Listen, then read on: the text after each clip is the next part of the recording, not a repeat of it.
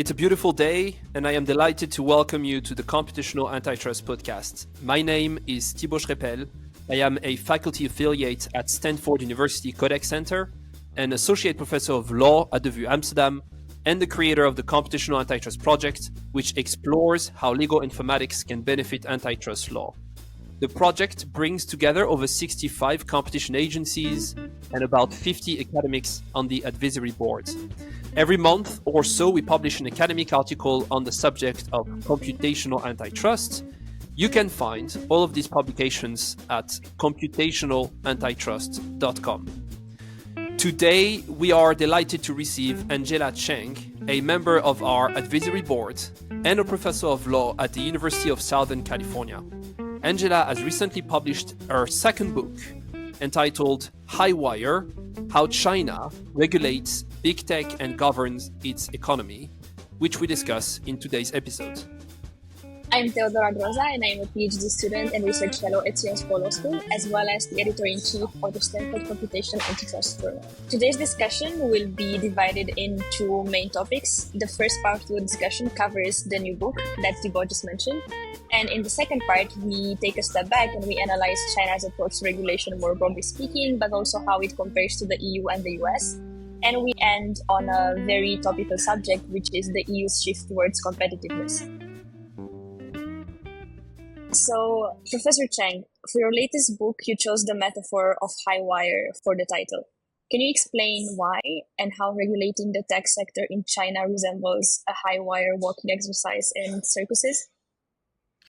Right. Yeah. I mean, I actually really enjoy watching the circus show. And one of the most thrilling acts in a circus show is the pyramid on the high wire, where you see a group of people synchronize their movement and walk on high wire. And it's actually kind of one of the most chilling acts in the circus. And in many ways, you can see regulations, share a lot of similarities with this kind of pyramid on high wire act. And it is particularly striking in the Chinese context, right? I mean, so in my book, I describe there are three major features of China's regulatory governance. One is hierarchy, right? I mean, so that's kind of similar to the pyramid on high wire. And second is volatility, right? I mean, so when the acrobat walk on a high wire, he needs to constantly make a very delicate balance, because each time he step on the rope, it would twist, and that will introduce volatility in his act. So he need to, really maintain the balance. And it's really strikingly similar to what the Chinese government is doing, because regulation is an inherently complex act. And very often, these regulatory interventions were, they were well-intended, but they often generate unintended consequences. So it's kind of similar to this kind of, things that you cannot anticipate when you're doing high wire act. So the government need to constantly make this balance. And lastly, I use fragility to describe the regulatory outcome, because just similar to the High Wire Act, it's really this kind of balancing act is extremely, extremely difficult, and actually, in a way, it's like dangerous as the acrobat's performance. Because there are a lot of unintended consequences, often resulting from regulations. Right. I mean, and oftentimes it takes a long time for the policymakers to realize their problems, and by the time they react, it's often too late, and that's that makes the cost of reversal extremely high, and that's why I use fragility to describe it. And you can see, very often there's a lot of accidents. There are sometimes accidents coming out from this kind of high wire acts, and that's strikingly similar to what you see with regulatory governance as well. Let me ask a follow-up question. Did you first find the title of the book and then worked around the concept, or did you first write like a first draft of the book and came up with a title eventually? Well, obviously, I come up with the framework to analyze China's regulatory governance first, but it took me a really long time to think about a title. Or something that's easy for people to relate to understand what's going on, because the model itself is not so simple. And it's a hierarchical model and involve a lot of information exchange among different players, and there's a very complex feedback loop. So I want to find something very straightforward to help readers immediately resonate with the real life experience, and help stick with them. And so it really took me, like, from the beginning I started to write the book until the end. It took me like really more than a year to figure out, this metaphor is a perfect, it's perfect for what I want to describe. And I definitely think that the most challenging task of writing this book is coming up with this metaphor and the title. Yeah, but it works indeed perfectly well, if I may say. Yeah. So Yeah, I congratulations. think, yeah, thank you. I mean, I struggle quite a bit because I had the article called "Agility over Stability" in how China's great reversal in regulating its platform economy. I had that article first. Initially, I call this framework called the HAPPY model because I want to use an acronym, an easy to memorize acronym to describe the model. And that doesn't strike well with a lot of people because people say, oh, this is, you're painting a rosy picture of what's going on. And that wasn't what I intended. So you can see my thought thinking also evolve and develop over time, because I want to really try very hard to come up with a name for what's going on here. And I also want to say that this model is actually not only work very well when we think about how China regulates antitrust, but more generally how China regulates. If you follow the Chinese economy these days, you will see that the Chinese government most recently introduced a massive stimulus package in order to revive its economy. And seriously, its economy has faced the most serious threat in the past 3 decades. Okay, and you can see, with all these very big policy changes, this model, this high wire model, I call it dynamic pyramid model, still apply very well. I mean, it's a very versatile model that help explain all sorts of economic policy governance in China. So you use all these metaphors of fragility, volatility, wire walking, but I think that the essence of your book is to show how politicized enforcement of antitrust is in China. And now, to tie your book with our project, my first question is, are you aware of the use of any computational tools in antitrust enforcement in China? Well, I mean, I think antitrust enforcement does not operate in a vacuum for any jurisdiction. If you talk to U.S. practitioners or European practitioners, they would tell you, it's similarly political, and it's become more and more political over time, particularly what you observe in the past 5 or 6 years. And I'm surprised, why in academia there's not more research like what I have done in the European or the US context, because, for the vast majority of the time, we antitrust scholars study the hardcore antitrust doctrines, right? I mean, we tend to overlook these kind of institutional forces that are actually playing a critically important role in shaping antitrust enforcement. And I definitely see this trend very clearly in the past 5 or 6 years in both the US and the EU, right? I mean, so is Chinese agencies, are they professional enough that they know how to use these computational tools like other agencies from more advanced jurisdiction? Yes, I mean, I think these are the incredibly smart, capable, and professionals, and they, I have great respect for these people. But as you said, in the past couple of years, because of a lot of the regulatory campaigns against the big tech and things like that, even though they still continue to use these tools, they matter less in terms of regulatory outcome.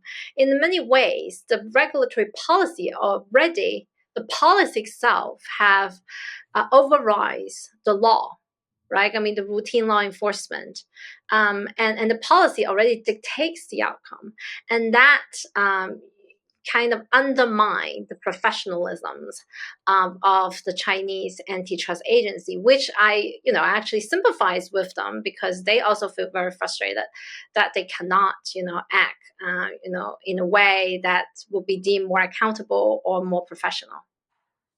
So I just want to piggyback quickly on something you said, namely that antitrust is getting more politicized worldwide. And I fully agree with you that it's a global phenomenon. It's by no means limited to China. And I hope that your book will trigger a wider reflection in the West too about how political we are, even though we pretend we are not. And then my question is, do you think that if agencies would implement more and more computational tools, they could be a bit less politicized and maybe a bit more neutral in terms of how they apply the policies? What are your thoughts on that?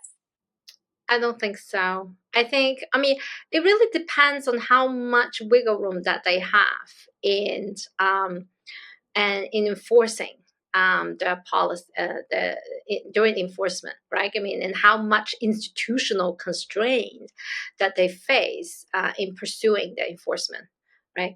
I mean, to give an extreme example, which is China, where agencies are rarely subject to judicial oversight, they can move very quickly, right? I mean, so whether you give them, equip them with very sophisticated computational tools or other techniques, the outcome, it wouldn't matter much to the outcome in that sense, where if that outcome is predetermined or have already been dictated from upstairs, right?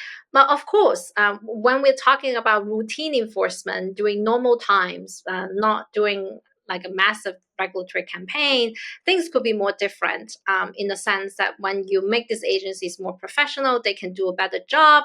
Yes, it will matter. But when we are talking about the most high profile, most important, most prominent cases, what you have seen in the past couple of years, those cases against Alibaba, against Tencent, right? This really China's big tech companies, these are political cases, right? I mean, so I don't think that these computational tools will matter hugely in driving the enforcement outcome at all.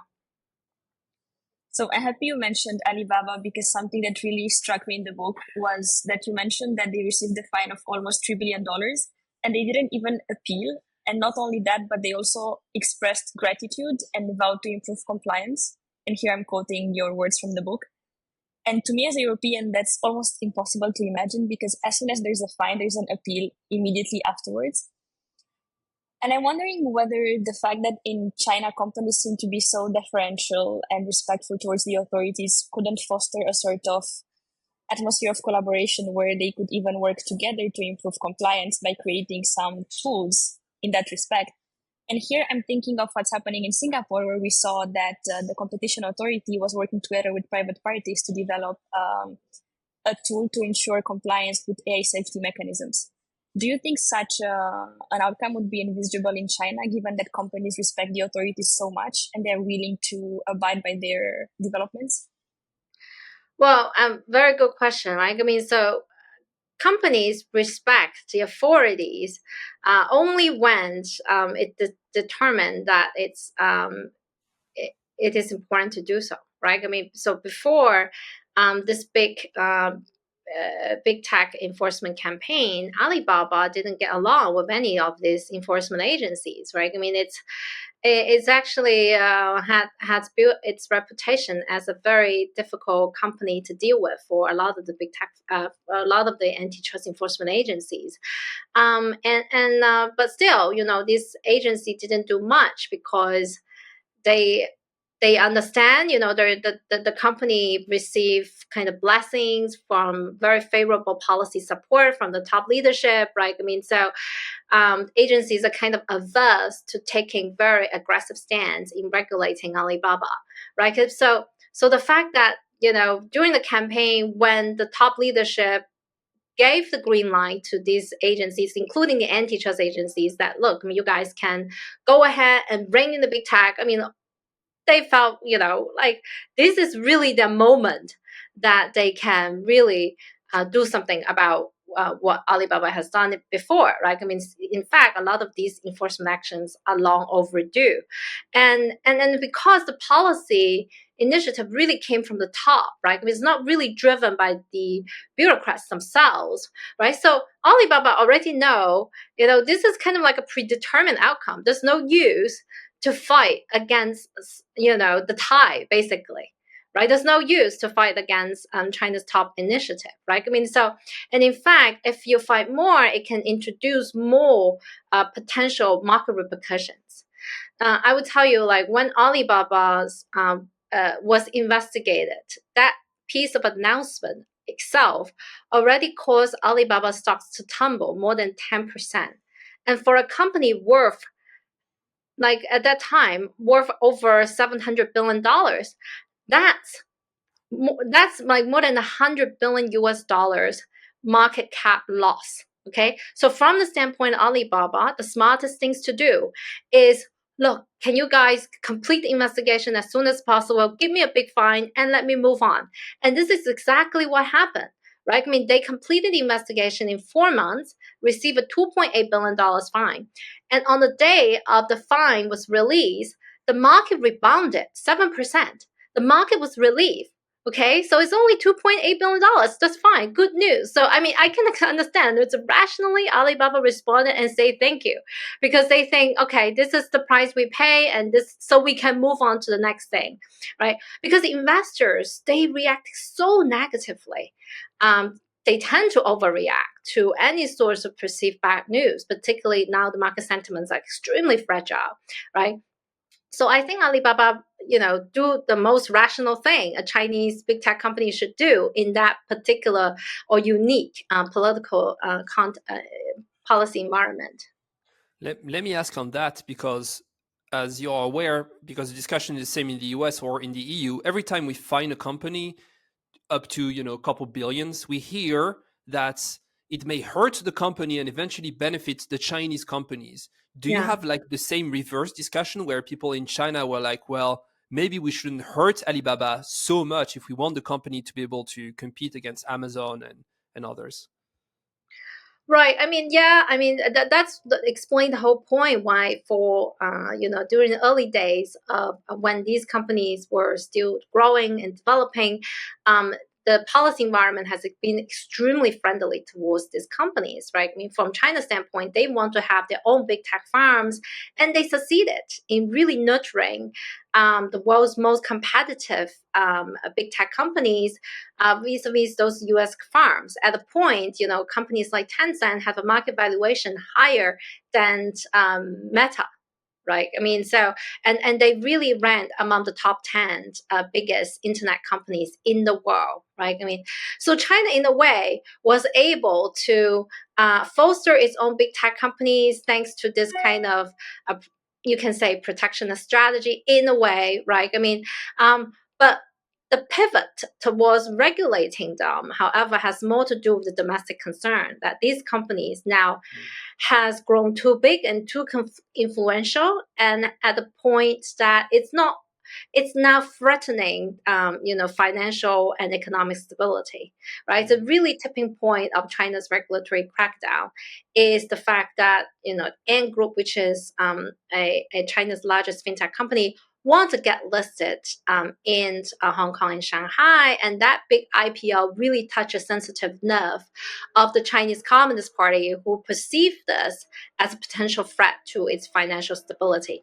because Ant has grown to be such a huge company with a market capitalization of almost 320 billion US dollars, which is bigger than JP Morgan at that time, right? I mean, so its scales and its size, as well as business model, pose a systematic risk in the opinion of the Chinese financial regulators. So that's explained why they decided they will ring in. So it's more for a domestic concern, right? Yeah. But you're right that some people are also saying, look, I mean, the way we do this, with the way we discipline these companies, also help align them better with our national strategy. We don't want these companies to continue, selling clothes, just focus on selling clothes or cabbage or video games.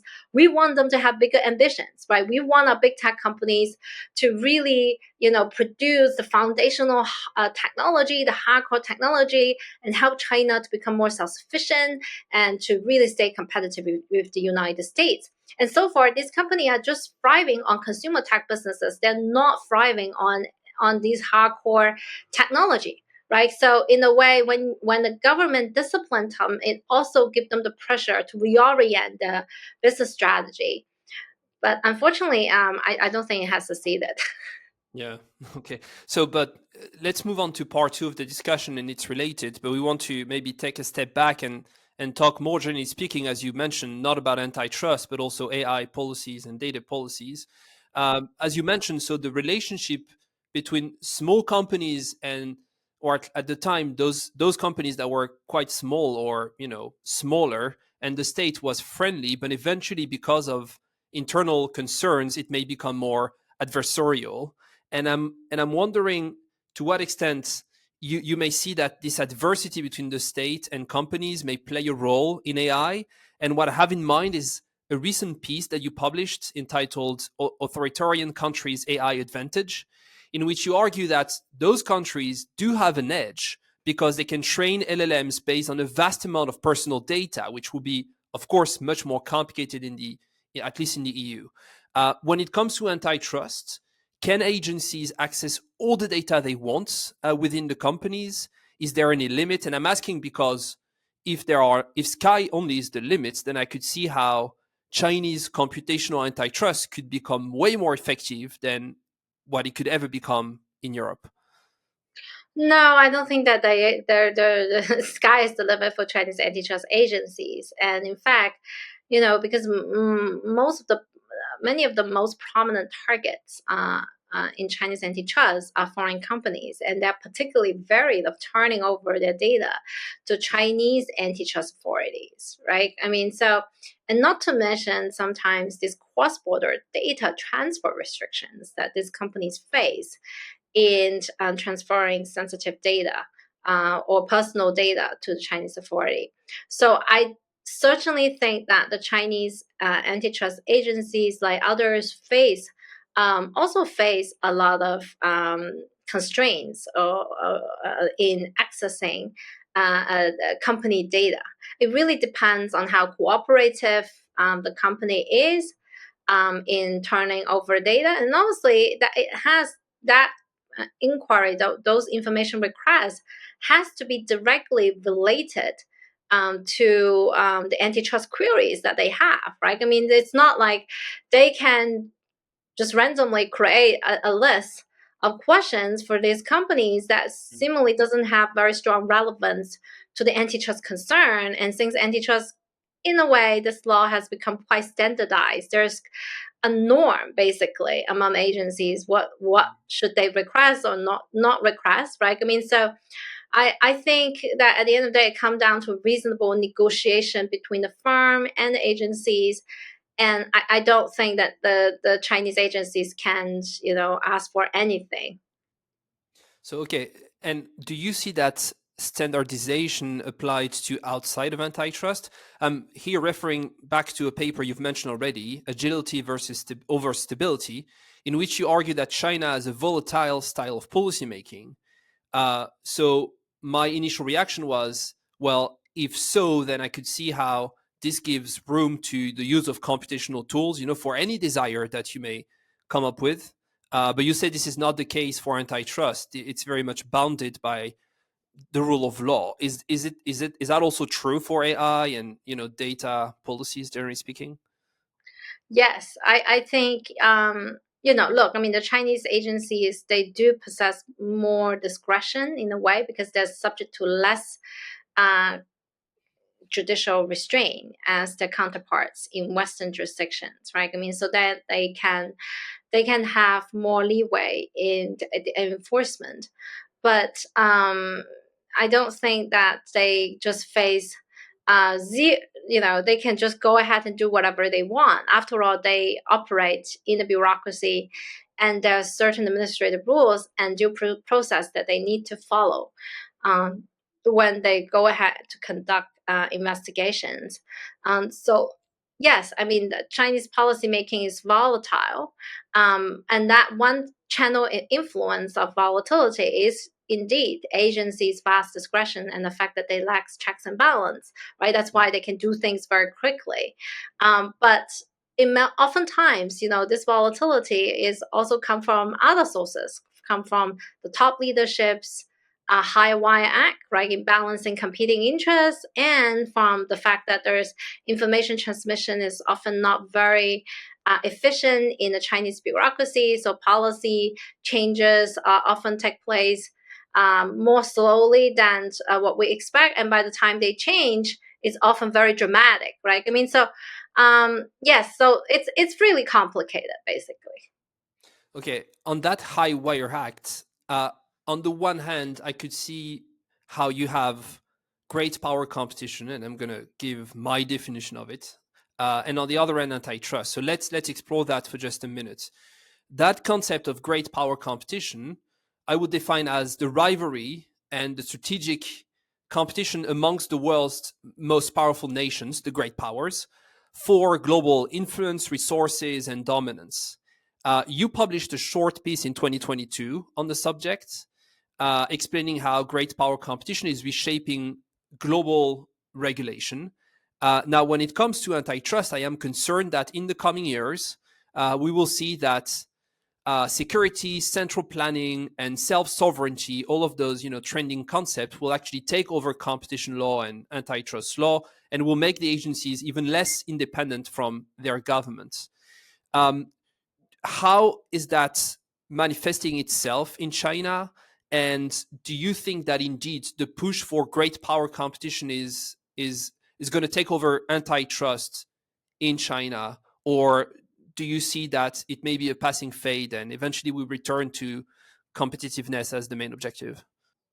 You're absolutely right that, since 2018, when Trump initiated the trade war, we definitely see, this kind of external, kind of hostile geopolitical environment is playing a more prominent role in China's antitrust enforcement, right? I mean, there are some, there have been reports that some mergers concerning semiconductor companies were held up by the Chinese authority.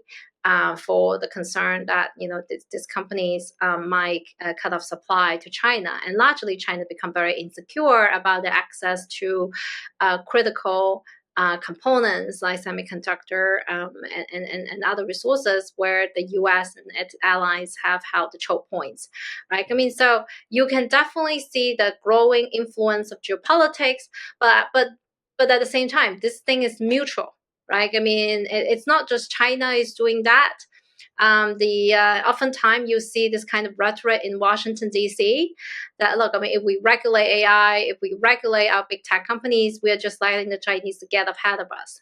And so far, the U.S. hasn't, at the federal level, haven't make a comprehensive effort to regulate AI, despite the fact that it is really at the pioneer in developing this technology.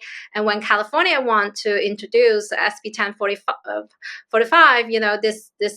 the law to regulate the most cutting edge AI models, they didn't adopt it, right? I mean, so you can see geopolitics. In a way, still is a bigger backdrop that we need to take into account, definitely, whether we are talking about the U.S. or Chinese policy, whether it is about antitrust or about data or about AI. In China, you can see this kind of very direct influence on bureaucratic enforcement, but in the U.S., you can see it through the influence on the legislation. Right? I mean, Congress have held so many high-profile hearings in the past few years, but so far nothing happened. The only law against big tech firms are the laws against TikTok, right? I mean, this law that asking TikTok to either be banned or divest, right? I mean, that's the only law Congress has adopted in the past 5 years against big tech firms after numerous hearings and this kind of high-profile discussions. Right? I mean, does geopolitics matter? Obviously, it does, right? I mean, but it may be mattered at different stages in the regulatory cycle in different jurisdictions. Yeah. And in Europe, I mean, we are, we have the superpower of regulating. So we've seen that in the DMA, the DSA, Data Act, Data Governance Act, AI Act, this concept of self sovereignty is very much explaining a lot of the provisions and actually applies to all of what is outside of the EU in a similar fashion. So it's playing a role in the EU, maybe, a role that is when it comes to the design of regulation as opposed to what you are describing indeed in the US and in China. I believe Theodora has a very last question for you. Yeah, I mean, given that you were talking about international competitiveness and great power competition, it would really be a pity to end this without bringing in the hottest topic in Brussels, which is the Draghi report. And on that note, I'm wondering, how do you see, as a Chinese scholar, the EU's turn towards industrial policy, really? Because for so long, the conversation in Brussels has been that we have the rule of law, we regulate, but we don't do industrial policy because that's unfair.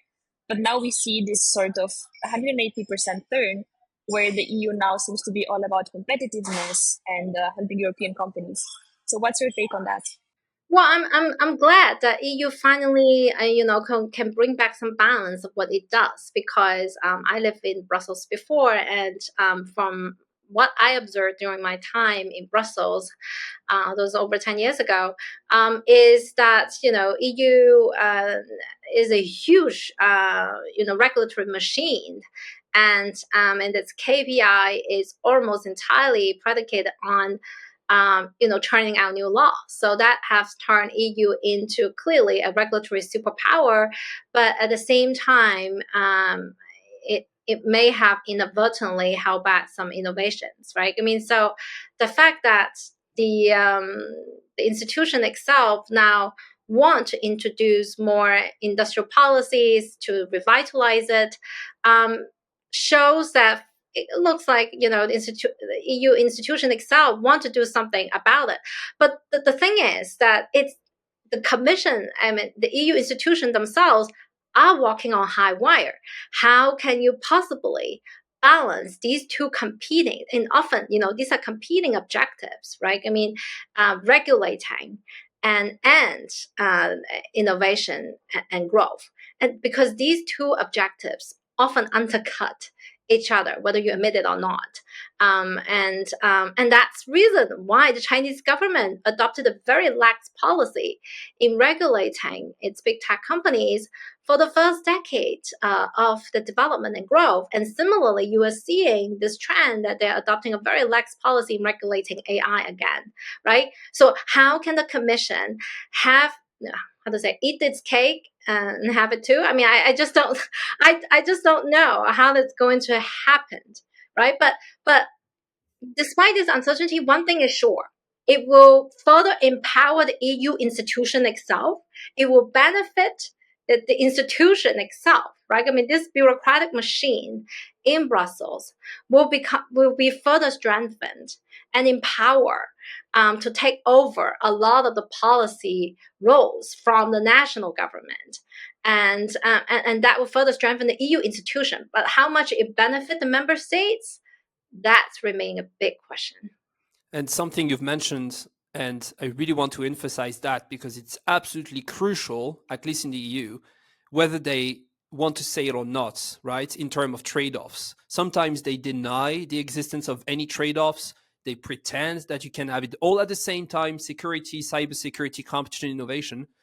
But in practice, it's not always what you see. So I think it's good to indeed put that on the table. Now, I was wondering, you've mentioned many high wires, if whether they will collide eventually, but that's something, I guess, for the future, maybe a third book coming from you. I guess a final bonus question I want to ask is, because of your interest as well in technologies, is there any movie that kind of deals with technology that you would like to recommend us watching? You got me this question. I don't watch movies. I'm a mother of two. So I'm have a very boring life. I only look after kids and do my research. I don't have Are you time. what? Are you watching movies for child maybe? Because I'm also into that lately. They are not the most exciting. No, I have no time to watch any movie. The only time I watch any movie is on the airplanes during a long haul flight. And yeah, I mean that's a very sad depiction of my life. I'm sorry about that. It's just on top of my mind. I can't think of any movie I've watched. I mean, that's kind of the goal of the question, to try to trick people, on the spot. But being the father of one kid, I can only imagine how complex it might be to have two. Which, talking about high wire, it may be where you got the idea in the first place, right? In terms of balancing everything. So, congratulations Oh, on thank you so much. achieving. Yeah, Thank you, thank you. Yes, I mean this is definitely a balancing act, and being a mother, you need a lot of time investment. So it's hard to juggle both, and I'm yeah, trying to do my best. And it's a high wire act always. Yeah. exactly. All right, on that, thank you so much for being a member of the advisory board, for your writing, for such a great conversation. I hope we meet in person very soon. Teodora, as always, thank you for everything. And to everyone out there, take care of yourself, and if you can, someone else too. Bye-bye. Thank you. Bye bye.